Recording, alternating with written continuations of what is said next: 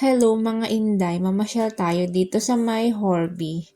So, lakad-lakad tayo. So, ito, cherry, and then olives. Yung olives nila dito maraming mga flavored. Merong chili, merong parang sweet, yung garlic, parang fermented garlic.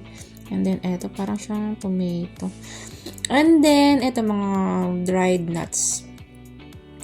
And then, merong pistachio, ito, grapes, dried grapes, walnuts, cashew nuts, almonds, ayun, mango.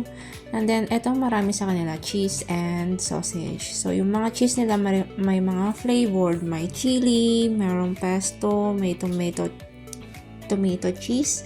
And then, ito, mga garlic na sausage. Since kasi ngayon summer dito sa may Sweden, ito para siyang pinaka-piyesta kumbaga sa Pilipinas. So, itong mga candy, super benta nito sa mga kids, and yung mga basket, gawa siya sa willow tree. And then, dito, lakad-lakad, merong nagustuhan dito si Mother Earth yung gawa sa mousse na kebab.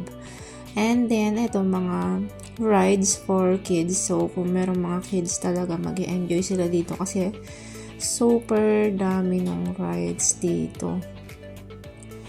And then, ito, yun, lakad-lakad lang. Marami ding mga tiyangge-tiyangge. Hindi ko nagaanong kinuhanan kasi parang Pilipinas lang din. Kung ano yung mga benta sa Pilipinas, yun lang din, mga printed na shirts, mga kung anik-anik na gawa sa China. Kaso nga lang, ang pinagkaiba is price. So, ito, yung mga honey nila dito, may mga flavored. Merong whiskey, eucalyptus, iba-iba siya. Tapos ito, mga woods na laruan, gawa sa kahoy. Yan. And then, ito again, candy, ito talaga mabenta sa mga bata kasi hindi siya sobrang tamis, then iba-iba siyang flavor. Merong raspberry, blueberry, licorice, and then yung iba mga handmade na. And then dito, ito mga parang for gifts siya, mga wines. Ito mga woodcraft din to.